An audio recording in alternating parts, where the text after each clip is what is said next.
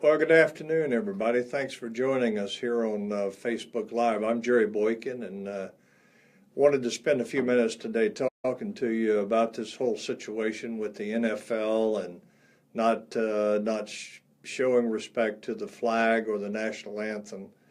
I have pondered what my feelings are about this, and I guess many would say, in fact, some have said on a couple of radio programs, "Are you offended by this?" No, I'm not offended. That term is overused. People are offended about everything. But I'll tell you what I am. I'm angry. The reality is I'm angry about it. I'm angry because this lack of patriotism, this lack of understanding of American history, this lack of appreciation for what we are as a nation, for purposes that are, as far as I'm concerned, still very vague. The first question I ask is, what is this all about? What are you people that are kneeling during our national anthem trying to achieve? What's the objective here? I know that Colin Kaepernick last year, when he started this thing, said that he could never stand for a country who discriminated against people of color. But is that where it is now? Do the people that are participating in this really understand what they're doing? That's a good question. You know, as a veteran of over 36 years of our military, it does bother me a great deal to see people showing disrespect for our flag, for our national anthem, but most of all for the memory of those that have sacrificed for this country, those that have served in uniform, those that have been killed. You know, you go to Arlington Cemetery. You watch a military funeral there, or go to any veteran cemetery and watch a military funeral. And at the end of that funeral, when taps has been played, an officer will kneel with a flag in his hand. That flag looks just like this. See? It's folded. It's a three-cornered flag. It's folded by a flag detail. This is the one that comes off the casket that person is buried in. And then it's folded by the flag detail, and an officer kneels and presents this flag in a very emotional kind of way, in a very solemn and sacred way to the family of that fallen warrior. And they say, on behalf of a grateful nation, we present this flag to you today to represent the sacrifice of your son or daughter or your husband or your father.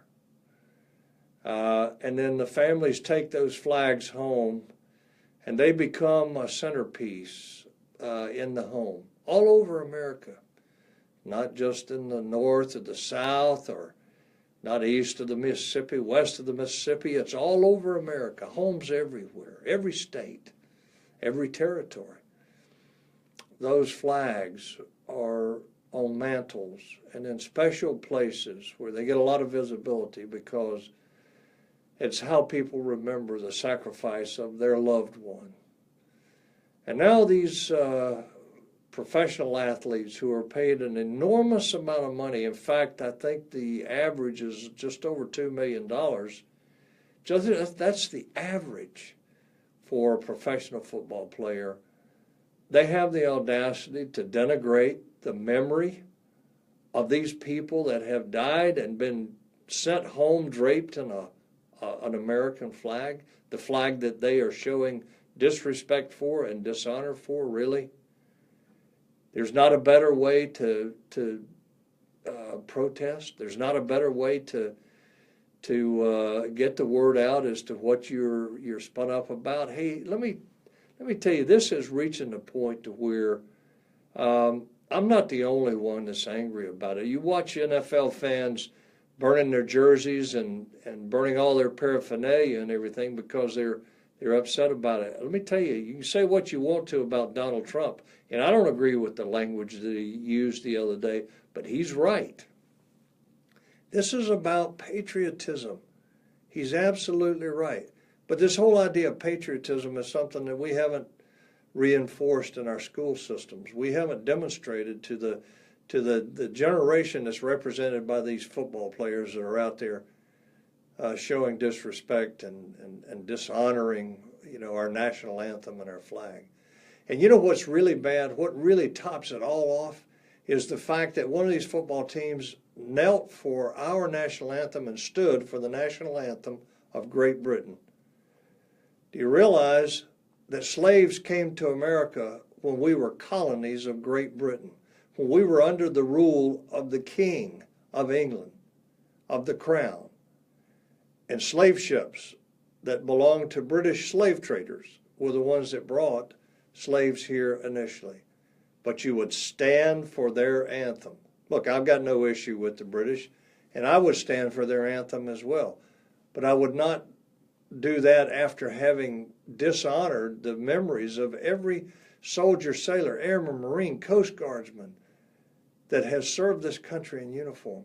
I'll tell you, this needs to come to an end. And then when you have people like Greg Popovich, the coach for the San Antonio Spurs, that comes out and says America's an embarrassment, no, you're an embarrassment. You're an embarrassment because you ought to just stick to coaching basketball. And I don't know how good you are. I don't pay much attention to it. But I don't know how good you are as a basketball coach. But as a commentator, you're not hitting on too much. And I suggest that you stick with basketball. And no, I'm not embarrassed to be an American. This country is not an embarrassment. I'm proud to be an American. We have our flaws. We've paid a dear price for some of the things that we have done. And we continue to correct ourselves. We're a self-righting organization. That means a country that recognizes that we've done things wrong and then we take the necessary steps to correct it. And we've done that throughout our history. But America has done more for the world than any country in the history of this world that we live in today. And I would encourage you all to make your feelings known. Go on social media, go on Facebook, go on Twitter, Instagram, whatever, and make yourself known. Let your thoughts be known. And hey, if you agree with the football players, then let that be known as well.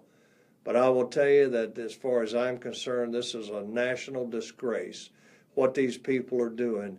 And I hope that the National Football League owners feel it in their pocketbooks until they put a stop to this. Now, I'm told that the owner of the Kansas City football team has taken a very strong stand on this, and I hope that that is the case, and I applaud him if he has. But let your voice be heard.